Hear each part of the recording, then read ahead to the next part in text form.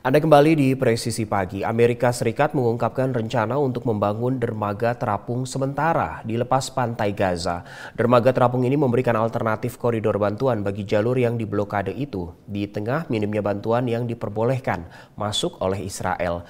Berikut ini liputan Rio Tuasikal dari VOA. Rencana pembangunan dermaga sementara di lepas pantai Gaza diungkap oleh Presiden Joe Biden dalam pidato kenegaraan State of the Union Kamis malam waktu AS. Dia mengatakan takkan menunggu izin atau inisiatif Mesir maupun Israel. Tonight, I'm directing the U.S. military to lead an emergency mission to establish a temporary pier in the Mediterranean on the coast of Gaza that can receive large shipments carrying food, water, medicine, and temporary shelters. Dermaga tersebut rencananya dibangun di Siprus dan tidak akan melibatkan penurunan personel militer di Gaza. Pengumuman Presiden Biden ini muncul ketika ia berusaha meredam kemarahan banyak pihak di Partai Demokrat yang tidak sepakat dengan dukungan tiada henti Biden terhadap Israel dalam perang di Gaza, terutama di tengah terus berjatuhannya korban jiwa di daerah Palestina tersebut. Di Siprus, Presiden Komisi Eropa yang sejak Oktober mendukung Israel mengunjungi pelabuhan Larnaca yang akan menjadi tempat peluncuran koridor bantuan maritim antara Siprus dan Gaza. We are launching this Cyprus Maritime Corridor together. Cyprus, the European Union, the United Arab Emirates, and the United States. PBB telah memperingatkan bahwa setidaknya 570.000 orang di Gaza, seperempat dari populasi, berada di ambang kelaparan. Sejauh ini, bantuan masuk Gaza lewat perbatasan Rafah yang dikontrol Mesir atau lewat udara seperti yang dilakukan Yordania. Sementara Israel hanya punya keinginan kecil untuk membuka perbatasan dan membiarkan bantuan masuk ke Gaza. And we need more of those. It's been made very clear to me from the outset that there is little willingness, there is concern, as it's stated, over domestic sensitivities when crossings were to open. Komando Pusat AS dan Angkatan Udara Kerajaan Yordania terus menjatuhkan makanan dan bantuan lainnya melalui udara di bagian utara Gaza, di mana badan-badan bantuan PBB mengatakan bahwa sebagian besar penduduknya terancam kelaparan. Sementara warga Palestina di Rafah mengatakan ketimbang membangun dermaga sementara di lepas pantai Gaza, lebih baik menghentikan bantuan militer ke Israel. كل هذا السلاح الأمريكي هو اللي بقتل أطفالنا وبقتلنا وين ما رحنا.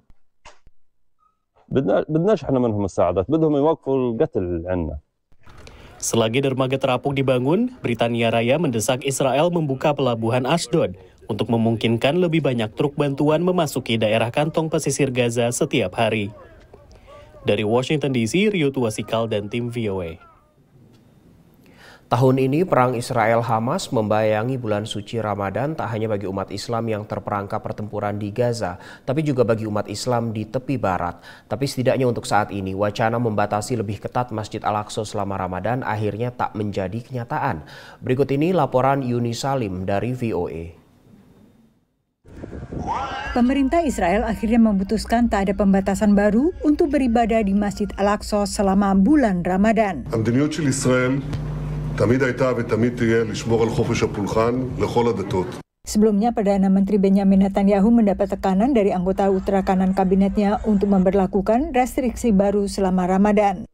Israel occupies East Jerusalem, where the Dome of the Rock and Al-Aqsa Mosque, which are obviously very important places in Islam, and particularly during the holy month of Ramadan.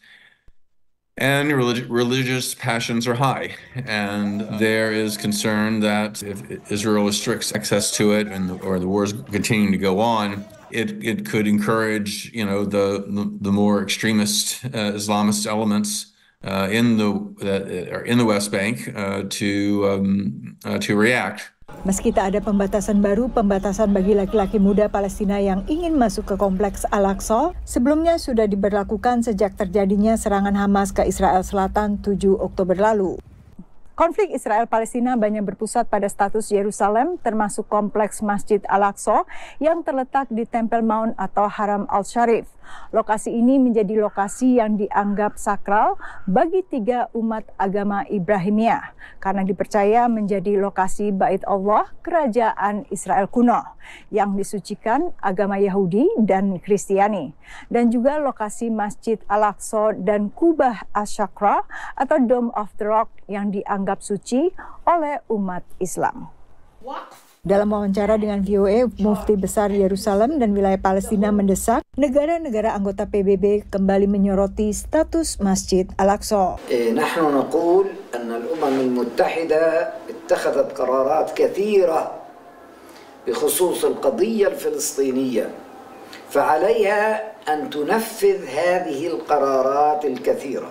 أما الأقصى والإشراف على الأقصى وإدارة المسجد الأقصى والسلطات في المسجد الأقصى فهي سلطات إسلامية فقط وهي من حق هذا الشعب الفلسطيني. Ia juga mendesak Indonesia ikut proaktif. العالم الإسلامي يجب عليه أن يضغط على الأمم المتحدة وعلى المجتمع الدولي ليطبق القرارات التي صدرت بخصوص القضية الفلسطينية.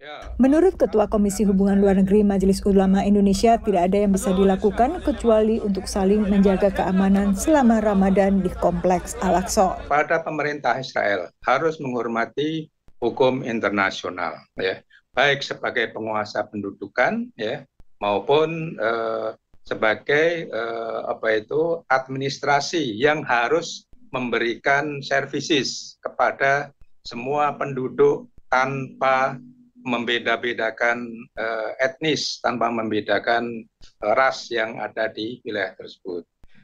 Untuk warga Palestina tentu saja mereka mempunyai hak. Seperti Ramadan di tahun-tahun sebelumnya, pemerintah Israel akan mengkaji aturan memasuki Kompleks Al-Aqsa setiap minggunya. Dari Washington DC, Kompleks Al-Aqsa dan tepi barat, Yuni Salim, Rere Wahyudi, Valdia Baraputri, dan tim VOA. Kita jeda dulu pemirsa, Presisi Pagi akan segera kembali.